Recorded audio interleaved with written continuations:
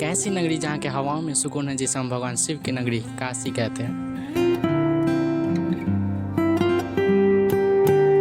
तो फिर क्या, काशी का बुलावा आते ही मैंने अपना बैग पैक किया और घर वालों के परमिशन के साथ निकल गया स्टेशन की ओर। जी हाँ, तो स्टेशन पहुँचते हम सारे दोस्त आपस में मिलते हैं और कुछ मेरा मतलब बहुत सारी फ़ोटो शूट होती है। तो हम स्टेशन पर मस्ती कर ही रहे होते हैं तभी जी हाँ, हमारी ट्रेन आ जाती है। सच कहूँ तो मुझे बहुत डर भी लग रहा था, क्योंकि मैं पहली बार अपने घर वालों के परमिशन के साथ अपने दोस्तों के साथ जा रहा था काशी, एक ऐसे शहर जहाँ पे मैं कभी नहीं गया अकेले। जी हाँ, तो थोड़ी डर और बहुत सारी एक्साइटमेंट के साथ हम पहुँचे काशी।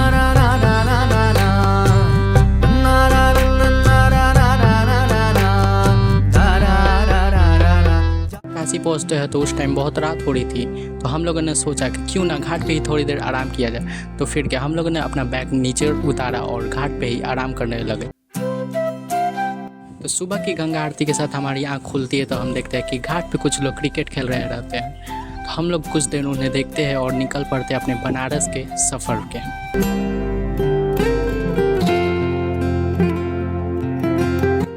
तो व्यू एंजॉय करते करते और बहुत सारी फ़ोटो के साथ हम पहुंचते हैं नमो घाट।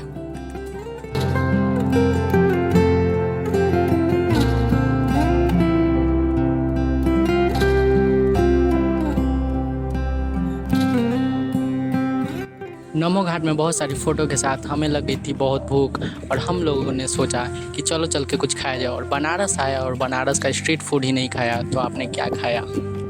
खाना खा के हम लोग निकल पड़े मोक्ष नगरी बनारस घूमने के लिए।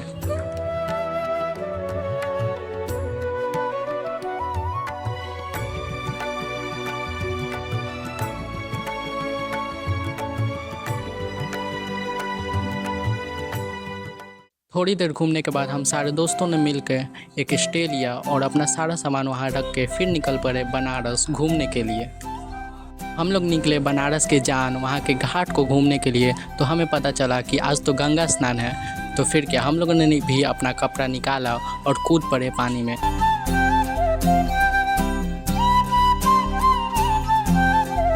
गंगा स्नान कर और पानी से निकल हम लोग निकल पड़े भगवान शिव के घर। घंटों लाइन में लगकर भी हमें चंद कुछ सेकंड का दर्शन देखने को मिला। मैं ठीक से शिवलिंग को देख भी नहीं पाया। भगवान शिव से ये मांगे कि मुझे आपका दर्शन मिल पाता, ये बोलकर मैं मंदिर से निकल गया। और मुझे नहीं पता था कि ये इच्छा मेरी बाद में पूरी होने वाली है।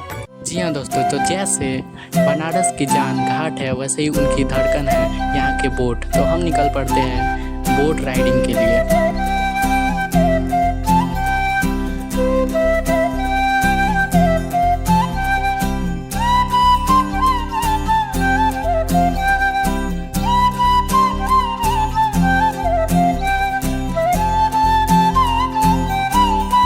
अपनी सेफ्टी को ध्यान में रखते हुए हम सारे लोग घाट घूमते हैं, और सारे घाट घूमने के बाद हम पहुंचते हैं अस्सी घाट। दशाश्वमेध घाट और अस्सी घाट की आरती की भीड़ तो आप सभी जानते ही होंगे, लेकिन हमारी किस्मत का भी क्या कहना, हमें सबसे आगे वाली सीट मिलती है।